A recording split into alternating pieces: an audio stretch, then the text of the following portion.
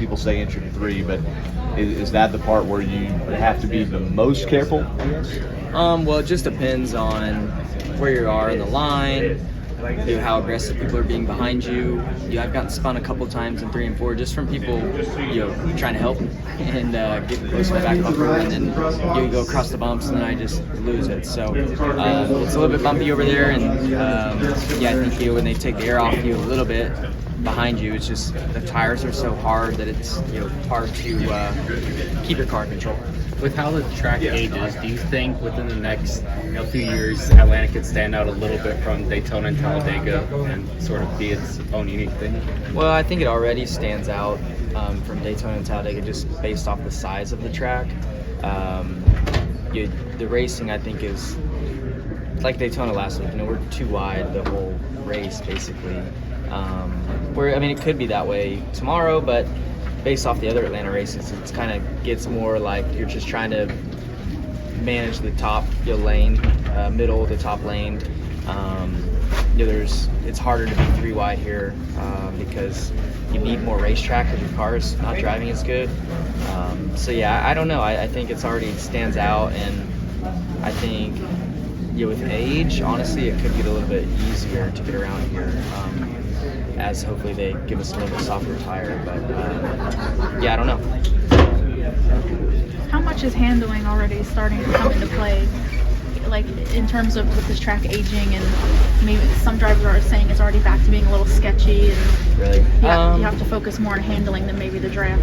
See, I don't know. I feel like a lot of times when they repave places, they come here with like a brick for a tire, and that new surface is kind of just slick. It's not gritty yet, so I feel like in a way there's almost less grip when you first get on a newly repaved track, and then like as it ages to a point, it gets some more grip back in it. So I could be wrong, but I feel like it's got a little bit more grip than it has had. But then again, it could be just the car setup's evolving to keep up with things. But I don't know. It's hard to kind of predict the future, especially when you're dealing with weather in Georgia. With that in mind, what do you think it takes to win here compared to 2 years ago when you were first coming here?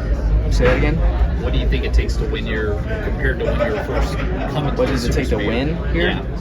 Well, I finished like DFL both races here last year, getting caught up in a crash. So, you just similar to Daytona or Talladega, you kind of have to execute your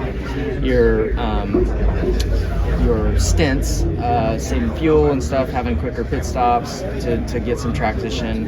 You can pass easier here because people do have their hands full a little bit more.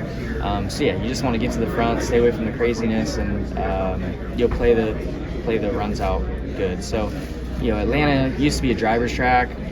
Not that it's not a driver's track anymore, but now there's a lot more factors into winning these races. But back to the old Atlanta, you had a good car and you knew how to get around here, you could be really fast. But now it's drafting, so you're kind of at the mercy of lanes and runs and friends and crashes and all that stuff.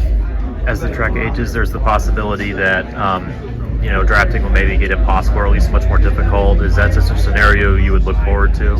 I feel like the surface is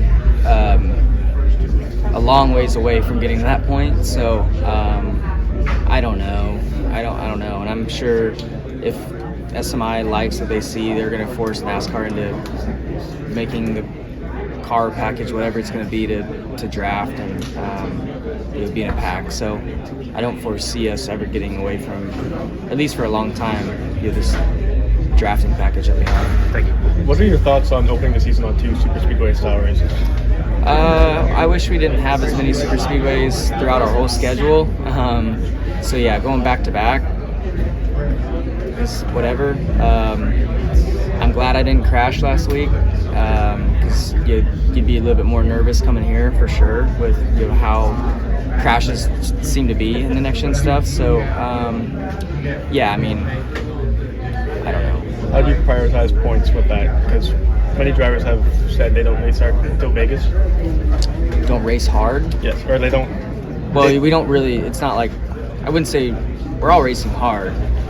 It's just Vegas is like a more pure race than what Daytona and Atlanta is. So just a lot more is out of your control. Like last week, I mean, you saw half the field get wiped out into turn 3. Like the same thing happened here. So that, as far as, you can get yourself in a hole if you're just unlucky, in the first 2 races. So that part stinks, but everybody's kind of dealing with the same thing, and we're all on the same schedule. So that part's fine, I guess. Last week, the 500 at the very start of the race, there was all that fuel saving. AJ was by himself and running fast in the pack at one point. What are your thoughts? You think NASCAR should try and do away with that? What's your opinion kind of on all of that? Well, obviously, I would like to race a bit more throughout the race. I do think that strategy part, though, is fun because it's really hard to pass at Daytona and Talladega. So, when you can do a good job of saving fuel and executing a good pit stop, that's a way to get track position. So I do enjoy the fuel savings, but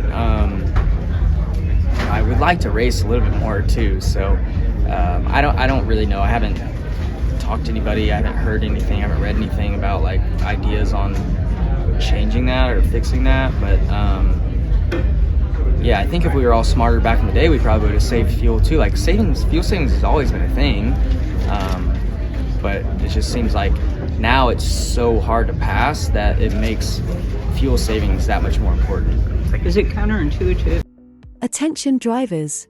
Are you ready to take your brand to the next level and leave your competition in the dust? Imagine your own custom digital trading cards showcasing your journey, your victories, and your unique style. Fans don't just want to see you on the track, they want to own a piece of your legacy. And with Raceface Digital, they can. It's more than just the checkered flag. It's about creating a digital connection with your fans, where off-track advantages become on-track victories. Enroll now at racefacedigital.com. This is Harrison Burton, driver the number 21. Make sure to hit that subscribe button. Also, check out one of these 2 videos beside me. Visit frontstretch.com for more racing content.